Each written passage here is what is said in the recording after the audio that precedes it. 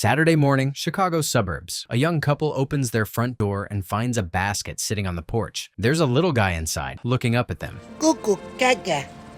And that's where things start getting weird. I'm on back in years. Whoa! Whoa! What is it? Whoa! What on girth is that? Maybe we should call the police.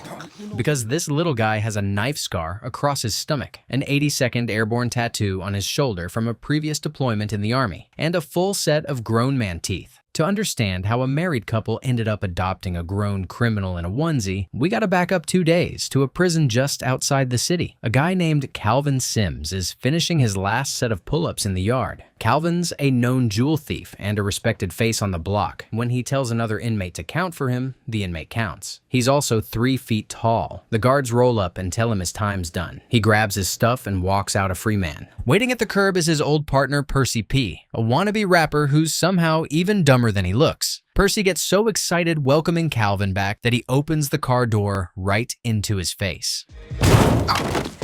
I'm sorry, Carol! You stupid!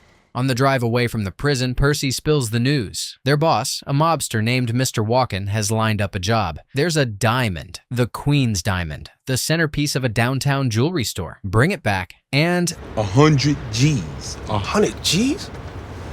Percy starts dreaming out loud about launching a record label off his cut. Calvin tells him to shut up and drive. Going back to prison doesn't scare him much. He liked it there. The guys respected him, but he'd rather get the bag. Meanwhile, across town, we meet Daryl Edwards. Nice guy, family guy, sitting in a fancy restaurant with his buddy Jimmy and waiting for his wife Vanessa to arrive. Daryl's been trying to get Vanessa to start a family for a while now, but she keeps pushing it off because of work. Tonight, she said she had big news for him, and the husband's already convinced she's finally pregnant. He's so sure of it that he's set up a whole choreographed routine. Jimmy's standing by with a keyboard ready to break into song the second Vanessa drops the bomb. Vanessa shows up, smiles, says she's got news. So you know what I've been waiting all week to find out? Yep. Daryl, I got the promotion. Pregnant! Yes! Yes!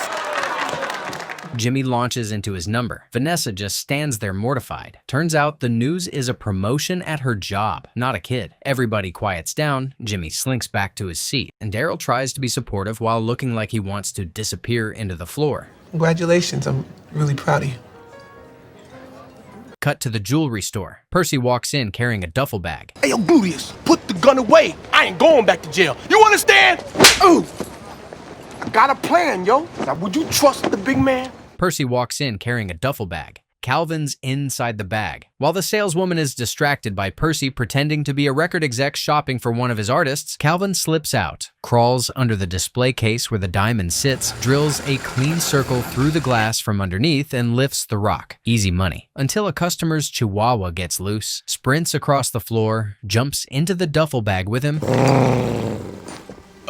and starts barking from inside. The old lady who owns the dog hears it and starts screaming that they stole her pet. The saleswoman looks at the display case, spots an empty spot where the rock used to be, and grabs the phone. The boys bolt for the parking lot. Calvin throws the chihuahua out the window. Percy jumps behind the wheel, hits the gas, and the car doesn't move. The wheels just spin in place. They look down and see a yellow wheel boot clamped onto the front tire. Some woman Percy apparently knocked up has booted his car as payback. Sirens kick in. They ditch the ride and run. They duck into a corner convenience store to lose the cops. Calvin and Percy split up, walking into the same store at the exact wrong moment. Daryl and Vanessa still arguing about the restaurant disaster. Calvin spots her purse open on her shoulder, sees a chance, and drops the diamond inside on his way to a different aisle. 2 cops bust through the door looking for 2 African-American males. One of them immediately grabs a random black guy who happens to be standing nearby and starts roughing him up because the description matched. His partner has to drag him off the poor dude. You said African-American.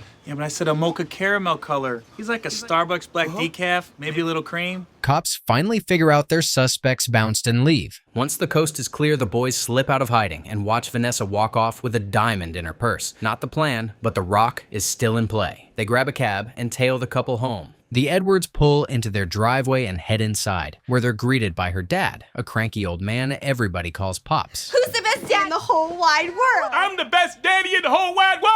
He lives with them because his daughter refuses to put him in a home. Pops cannot stand Daryl. Within about 10 seconds of saying hi, he's making jokes about how Daryl's gun isn't loaded. That's why his daughter still isn't pregnant. This man ain't got no bullets in the chamber. What's all that? What's that supposed to mean? My sperm have fallen, and it can't get up. Vanessa breaks it up. Outside, Calvin's standing on Percy's shoulders, peeking through the window, scoping out where the purse landed. Percy wants to kick the door in with his 9mm. Calvin's not trying to catch another case. They need a quieter plan. Right on cue, a woman walks by with a stroller. Percy gets a look on his face. Calvin sees that look and instantly knows what's coming. He's not doing it. Cut to a freshly shaved Calvin tucked into a dog's wicker basket wearing a onesie. Percy carries the whole setup over, parks it on the Edwards welcome mat, drops a note inside, rings the bell, and dives behind a tree. While Percy's hiding, the actual dog that owns the basket trots up and pees all over our undercover infant. Daryl opens the door right after, picks up the basket, brings it inside, and tells Vanessa to come look. She's less excited, especially once the smell hits and they realize what the dog left behind. They change the new arrival on the dining table. Diaper comes off, Vanessa and Daryl freeze. They are not prepared for what's under there. Awkward looks all around. Whoa! Whoa! What is it? Whoa. They get him cleaned up and into fresh clothes. Vanessa tries to call child services to come pick him up. They're closed for the weekend. She suggests calling the cops instead, and Calvin instantly cranks the volume. Fake crying, fake coughing, the whole performance. Now they're worried he's sick. Off to the doctor. The exam is a circus. Doc pulls Calvin's shirt up and finds a knife scar across his stomach, then a tattoo on his shoulder. 82nd Airborne, says it came from when the kid did a stint in the military. Nobody questions any of this. Doc tries to look in his mouth. Open up. Then steps back because this so-called baby is rocking a full set of teeth that look like they belong to a man pushing 40. Doc says he checks out healthy and tells them to take his temp once they're home, rectally. Calvin sees the purse sitting on a chair, grabs it, and waddles for the door. He makes it about 2 steps outside before a cop heading up the driveway scoops him up and brings him back. Vanessa's about to explain the whole story to the officer when Calvin looks up and squeaks out the word mama. Mama! Her heart melts on the spot. She thanks the cop, says they'll keep the little guy until child services opens Monday. The plan is back on. While all this is happening, Percy gets dragged in to face Walken. The boss is not in a patient mood. He gives Percy 24 hours to deliver the diamond, or his crew is going to make sure neither Percy nor Calvin sees hour 25. Percy promises he's on it. That evening, the Edwards throw a little welcome party for their surprise house guest. Their friends show up, couples named Greg, Brittany, Richard, Janet. They take one look at Calvin and try to be polite. One of them lands on calling him cute. In that polite, hesitant, look at the weird little creature kind of way. Pop sits in the corner, glaring. Calvin can only stay in character so long, and the second a busty friend of Vanessa's leans in, he drops the act entirely. He goes for her chest. The friend laughs it off and says he must be hungry. And before Calvin can enjoy what he thinks is about to happen, a different friend swoops in and breastfeeds him instead. Total disaster from his point of view. On the way out, another friend leans down for one quick peck on the cheek. He gives her a full open mouth one. She walks out dazed. The Edwards laugh it off as a weird coincidence. Bath time. Vanessa asks the little guy if he wants company. Calvin's eyes light up. Daryl walks in shirtless. Calvin's eyes immediately unlight. Do you want some company in there with you? Yeah? Daryl? Let's get clean. The temperature reading happens next, and they go with what the doc said. Calvin fights it as hard as he can. He loses. After that, they tuck him into the crib and he passes out faster than he means to. He wakes up sometime after 2 a.m., swings his legs over the crib rail and drops to the floor, finds the purse, palms the diamond, and calls Percy to come get him. While he's on the phone, Pops creeps down the stairs with a shotgun. The old man's been suspicious from the jump, and now he's hearing this kid talk like a grown adult. Daryl wakes up too, sees Pops pointing a shotgun at the crib, and loses it. Calvin instantly switches back to baby mode, sucks his thumb, looks confused. Pops tries to explain. Daryl tells him to go take his meds. Pops gets sent back to bed. You. Oh, you gonna give me the finger?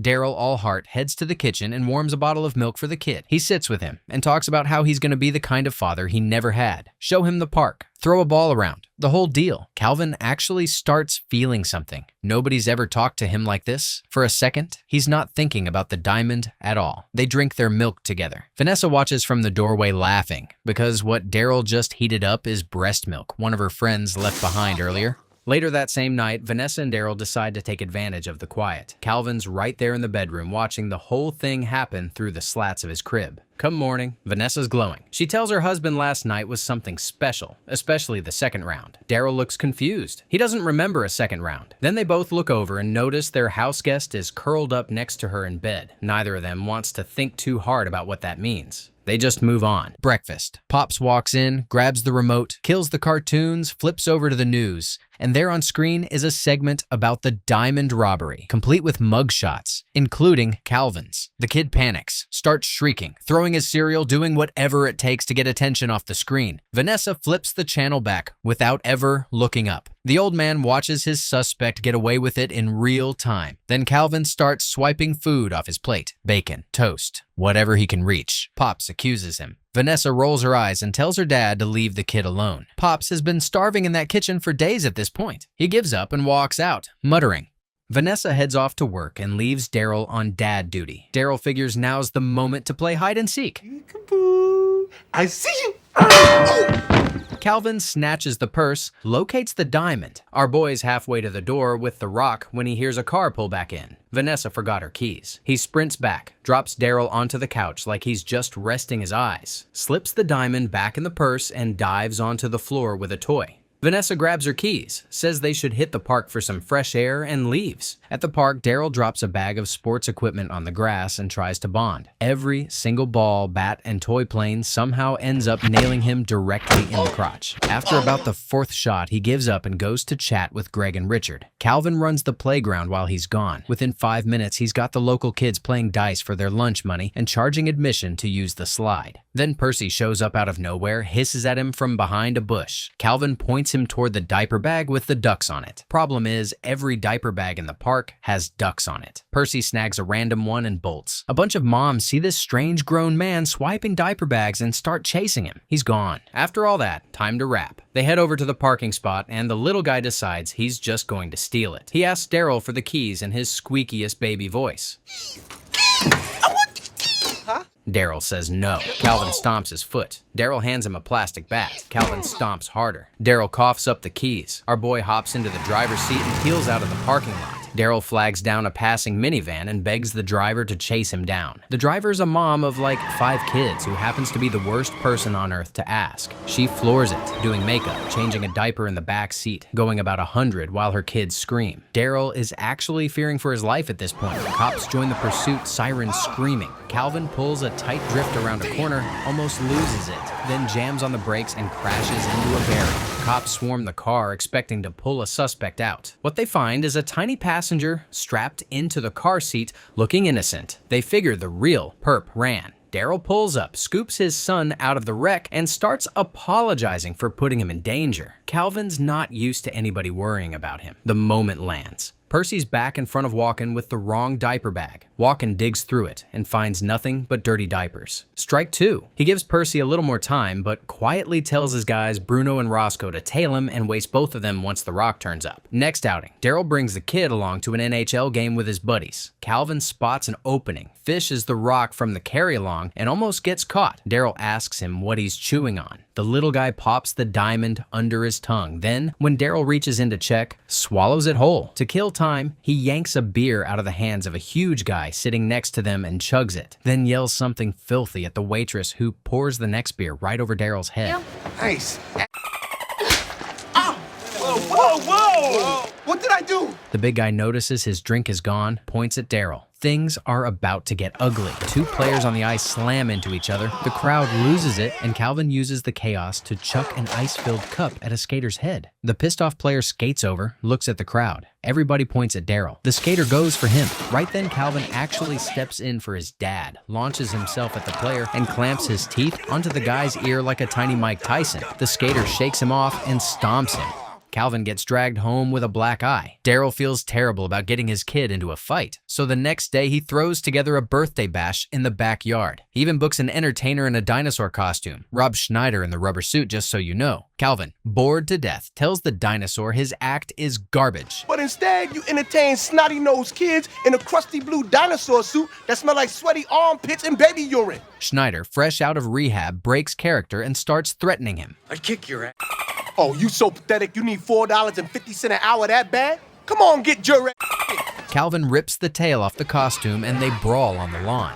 Meanwhile, Pops is grabbing food at a diner. The TV behind the counter cuts to the same news report about the diamond heist. Mugshot of Calvin. Pops chokes on his sandwich and books it home. On the way, he stops to pick up a teddy bear with a hidden camera built into the eye. He gets back to the party right as the cake comes out. Smiles, hands the teddy bear over as a gift. Calvin doesn't notice anything off. The party also features the dads playing tackle football with their kids. Greg, a beefy bully type, is using the game as an excuse to demolish other people's children. Nobody wants to call him out because it's just football. Calvin checks into the game on round 4, and even at 3 feet tall, he gives Greg a full-on cleat to the groin that drops him for good.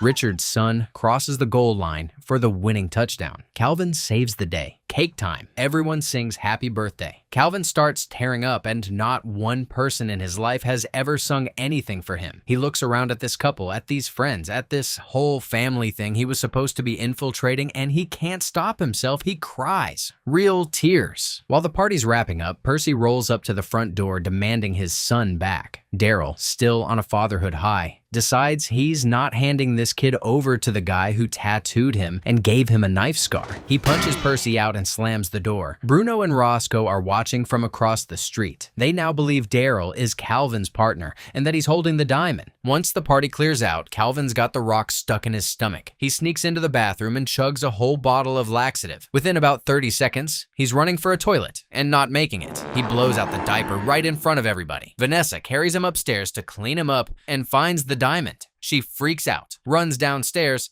and tackles Daryl on the couch, convinced this is the engagement ring he finally got her after a year of saying he was working on it. Daryl opens his mouth to explain. She doesn't let him talk. They go out to dinner to celebrate. The second the front door closes, the old man drops the act, picks the little guy up, and slams him to the floor. He's been waiting days for this. Calvin breaks, confesses everything. The diamond, the heist, Walken, the whole story. Then begs the old man not to say anything because Walken's crew is going to kill him if he doesn't deliver. Pops doesn't care. Brawl breaks out in the living room. At the restaurant, over the second course, she tells Daryl she's ready to adopt. Make him theirs. They head home, glowing. They walk in on Pops with his hands around the kid's throat. They lose it on the old man, call a senior home, and the staff comes to take him away. As they're walking him out the door, Pops yells back at his daughter. Take the teddy bear. The teddy bear. The teddy bear knows.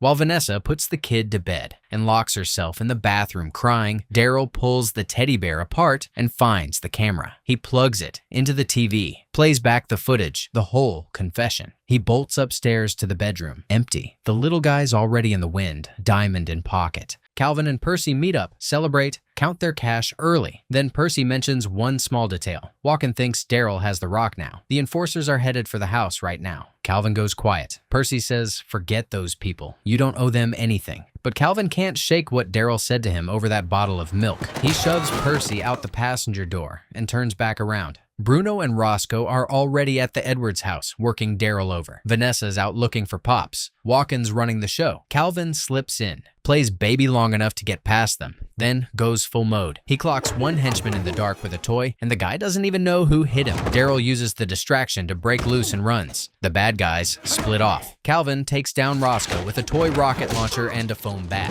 Daryl gets cornered by Walken, and somehow turns it around using a pair of oven mitts and a frying pan. He grabs Walken's gun, holds it on him. The other two henchmen recover and come for Calvin. He's hanging from a baby jumper bolted into the doorway, bouncing up and down. They charge him. He swings out of the jumper like a tiny wrecking ball, knocks them both flat. Then Walken, fresh off losing his gun to Daryl, drags him into the kitchen where Calvin's now holding a plastic toy airplane. Walken sees it, tells him to put it it down. The little guy smiles, aims, launches the plane right where it counts. The boss folds. Cops kick the door in. The police cuff Walken and his crew. They turn to Daryl and ask whose kid the little guy is. Daryl looks at Calvin, says he's his son. Calvin hands the diamond over to the officer himself. Cop tells them there's $100 grand reward coming their way for recovering it. After everybody clears out, it's just Calvin and Daryl in the living room. Calvin says thanks, tells him he's gonna be a good dad someday. They shake hands like men. Calvin walks out the front door, gets about 10 feet down the sidewalk before he loses it, full body crying, knowing he's never going to have anything like this again. Daryl steps out, sees him, walks over, doesn't say much, just tells him to come back inside. Maybe they go grab a beer instead. Calvin holds out for a warm bottle of milk first.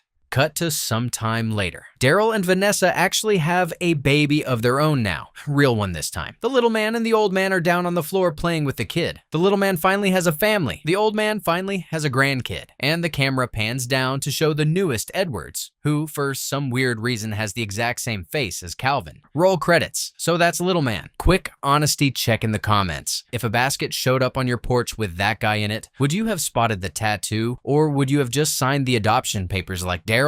Hit the next recap on screen if you're ready to question more life choices. Probably yours this time.